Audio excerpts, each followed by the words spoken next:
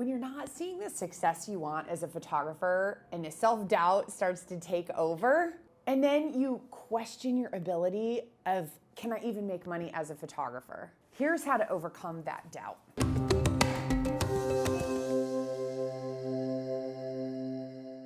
Hey, I'm Sarah Petty, photographer and founder of one of the most profitable photography studios in the United States. And it's my passion to help you make money and put your family first. You shouldn't have to pick. I get the self-doubt. I had 3 babies under 3. I was underpriced. I didn't have a degree in photography, and I was sure I wasn't good enough to charge what I needed to charge. But I left a really good job. I had a really good job. I was a marketing director at an ad agency. I loved it. I worked all the time, but I just didn't want to go back to working that much. And people were referring me. I was charging, get this, $75. $75. I was giving them all the proofs, which was crazy. I know now people give the digital files. Maybe you charge a little more. Maybe you're already selling portraits. But I want you to know that before the strategies and tactics, there are some things that I want you to think about when it comes to running a profitable photography business. First, go find proof.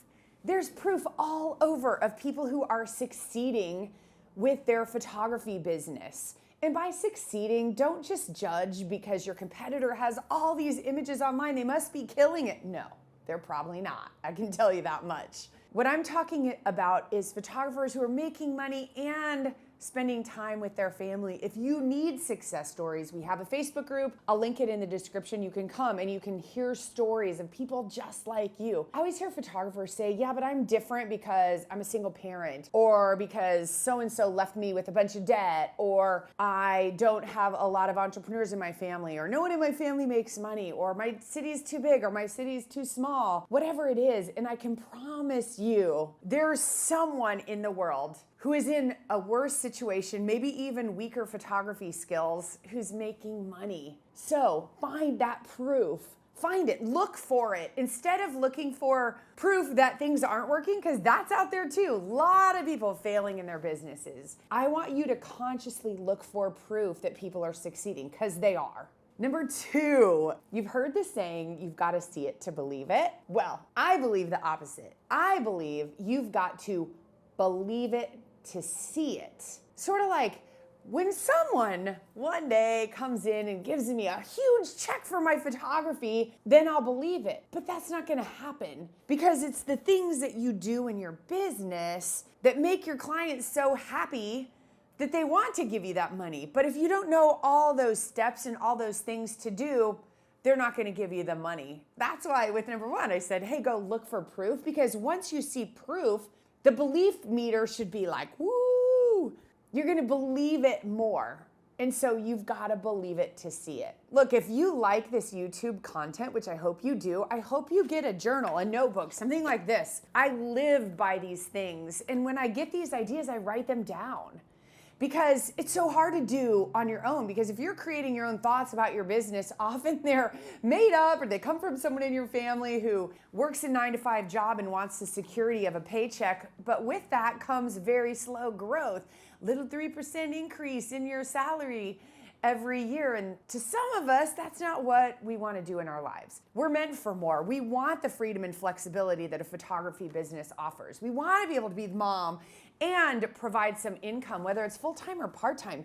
It really doesn't matter. The things we teach and that we help our students do works whether you're full-time or part-time. So again, whichever you want to be, look for that proof, that full-time person that left their day job and never thought they could, or that person who's stuck at their job. We call it golden handcuffs, right? Like, you're making so much money that you just can't leave that job you hate. So like the golden handcuff is locking you there. No, I want you to be able to leave that job. There are plenty of people out there who have done that. So look for them, okay? Then believe it to see it. The belief comes first, seeing it comes second.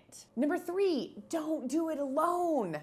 Don't do it alone. What's the first thing we do with our kids? As soon as they can walk, seriously, in our city, in our cornfield in central Illinois, I think every parent, first thing they do when their kid's 2.5, which is kind of crazy to me because I was an athlete. I played college volleyball, but we all put our kids in soccer. They're 2.5. They're like running around, picking flowers, picking their nose, doing everything but playing soccer. But we know if they want to build a lifelong love of a sport and they want to learn how to do it right, it's going to get them there faster if they're on a team and they have a coach. That's what's so cool about business is you get to pick your team, you get to pick your coach. You don't just get put on a team like when you sign up with the rec league or whatever league it is, you actually get to pick the coach for you and the team that you want to be on. Now, when I say team, I mean the community. I see so many entrepreneurs, and I've been teaching entrepreneurs my whole life, mostly photographers, but before that, I was at Coca-Cola, I was in an ad agency, so we worked with all different kinds of clients. And everybody assumes their friends and family are giving them great advice, but our friends and family are typically not entrepreneurs. And that's what I realized when I was in business by myself. I was very alone. And I finally found someone that I listened to his message, I listened to his videos, I listened to his training, and I was like, oh my gosh, I think I found my mentor. I'm gonna check it out, I'm gonna see what he has to offer. And I've been with him for years and years and years. But what's cooler about the mentorship is the community of people that I'm put in with have changed my life. When I was early on as a photographer, I thought, oh my gosh, I have so many great friends. My business is completely separate. Like, I don't need business friends. I have friends and I want to run my business until I had business friends. I mean, they're friends, but they're more like colleagues or people playing the same sport that I'm playing that no one else in the world seems to know how to play, but these other people are playing it and they're figuring out plays that I didn't have and I have plays that they didn't have. And we share and we collaborate, and when we fail, which we do, gotta get used to failing. Failing is awesome. But when we do fail, we can reach out to them and say, oh my gosh, I failed. And they go, oh my gosh, I did that last year. That's awesome. Here's what we did. Here's what we learned.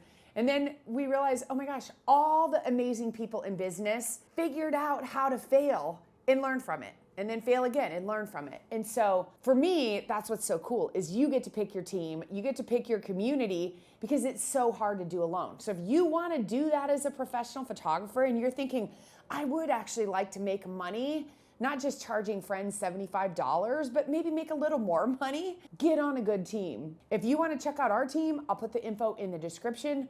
But it doesn't matter. Get on a team. You have the choice. So if you're listening to me going, oh my gosh, Sarah Petty, she talks too fast, she thinks she's funny, she's not. I do think I'm funny sometimes, but either way, find your person that resonates with you and get on their team.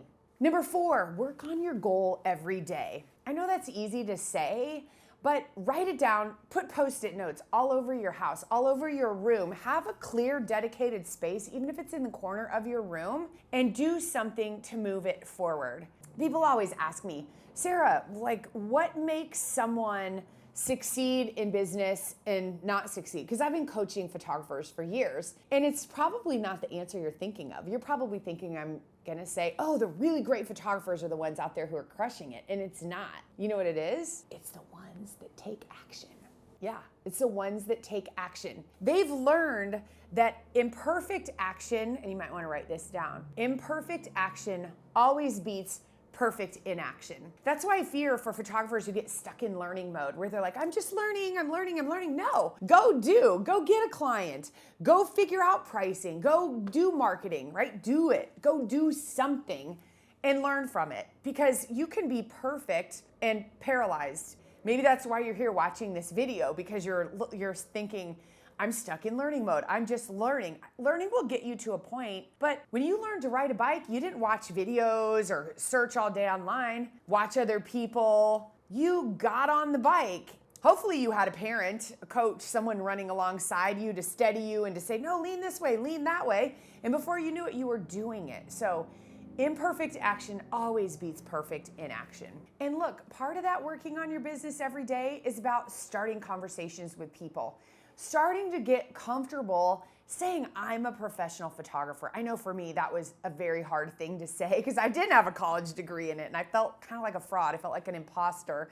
Like, who am I to say I'm a professional photographer? So practice that every day, starting conversations with everyone you meet. In fact, let me think about it. I have some conversation starter cards I'm gonna stick a PDF with some of them in the description below so you can see how easy it is to start conversations. I'm putting a lot of stuff in that description below. That is my passion. I know how hard it is to be alone. So grab all of these resources to help your business. And number 5, invest in growing your skills. Okay, think about that. The skills are more important than all of the equipment.